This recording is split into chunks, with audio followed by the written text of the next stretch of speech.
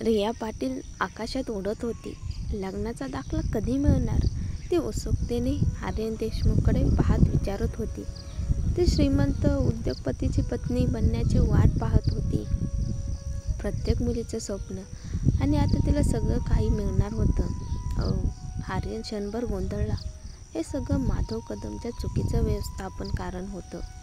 आर्यन आधीच समीरासोबत चुकीच्या लग्नात अडकलेला होता. त्यामुळे रियासोबत लग्न करण्यापूर्वी त्याला आधी समीराचा विभक्त करण्याची प्रक्रिया पूर्ण करावी लागणार होती.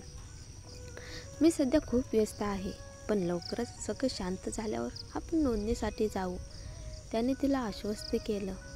तुम्ही वचन देता? मागे हटणार नाहीस ना? रियाने प्रश्न केला. नक्की, आर्यनने ठाम उत्तर दिले. रिया घरी निघून गेल्यावर आर्यनने ताबडतोब माधवला फोन केला. माधव, समीराशी डिवोर्सचे कागदपत्र लगेच तयार कर. मला रियाशी लग्न करायचे आहे. दरम्यान पावसात समीराला मोठ्या लाल प्लॅस्टिकच्या पत्र्यामध्ये गुंडाळलेली दिसली. ती भुकेली होती आणि तिने ब्रेड खरेदीसाठी बाहेर पडली. शौर्य मॉलमध्ये हंगामा सुरू झाला. लोकप्रिय अभिनेता शौर्य शेखर आला होता. तो फक्त शॉपिंगसाठी आला होता, पण लगेच ओळखला गेला आणि फॅन्सच्या रौद्राने त्याला घेरलं. तो तिथे आहे, पकडूया. अरे धावू नको शौर्य, मी तुझी सर्वात मोठी फॅन आहे. हनी, मला फोटो हवाय, धावू नको. फॅन्सने त्याचा पाठलाग सुरू केला आणि शौर्य धावून बाहेर पडला. अचानक त्याचे लक्ष एका लाल प्रकाशात गेले. एक संधी. तो पटकन त्या लाल प्लॅस्टिकच्या पत्र्यामध्ये गेला आणि समोर असलेल्या मुलीला जवळ खेचले. एकही शब्द बोलू नकोस. फॅन्स भडकत गेले, विचार करत की ते धावत असलेले एक अंधारातला व्यक्ती आहे. शौर्यने श्वास घेतला आरामात. त्याने लक्ष वेधलं की अजूनही तो मुलीला कमरजवळ धरलेला होता. तिने चेहरा पाहिला. अगदी सुंदर होते. हाय, मी थांब. शौर्याच्या चेहऱ्यावर जोरदार हात बसला.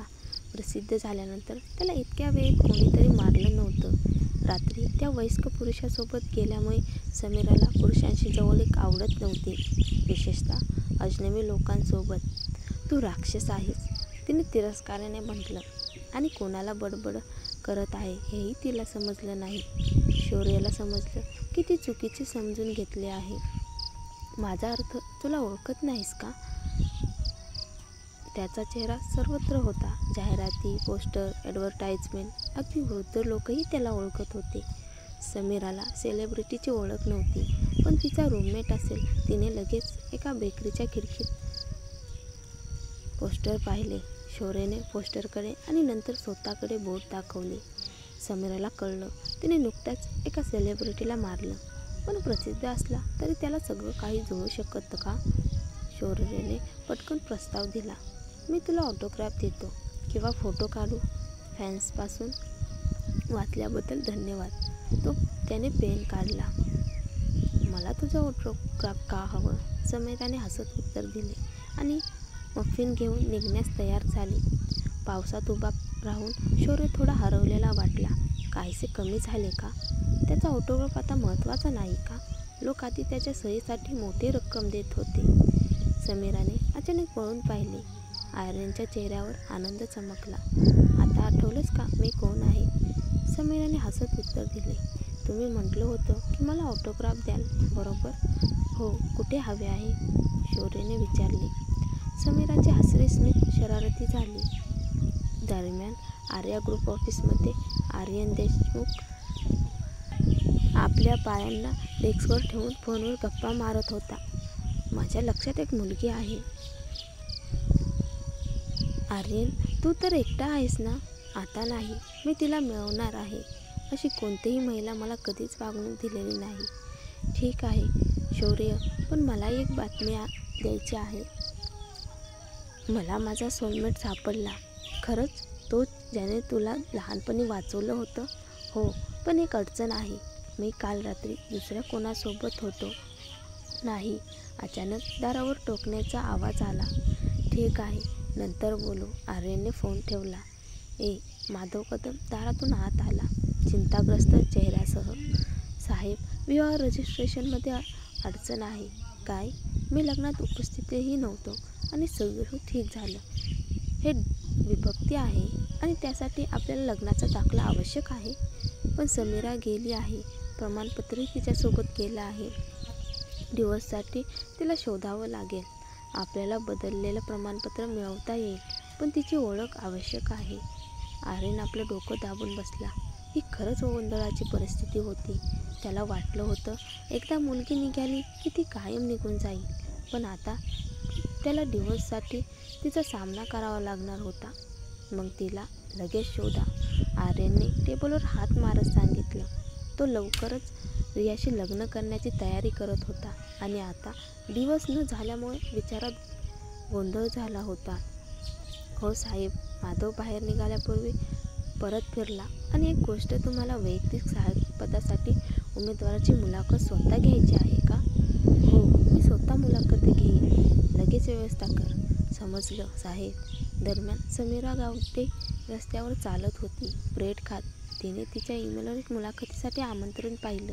1 आठवड्यापूर्वी तिला माहिती मिळाली होती की प्रसिद्ध आर्या ग्रुप तात्पुरते CEO सहाय्यक पदासाठी भरती करत आहे आणि सॅलरी फार चांगली आहे. तिने लगेच आपले रिझ्यूम पाठवले आणि उत्तर मिळाल्याने ती आनंदात होती. तिने तोंड साफ केलं, कपडे धुवून टाकले आणि थेट ऑफिसकडे निघाली.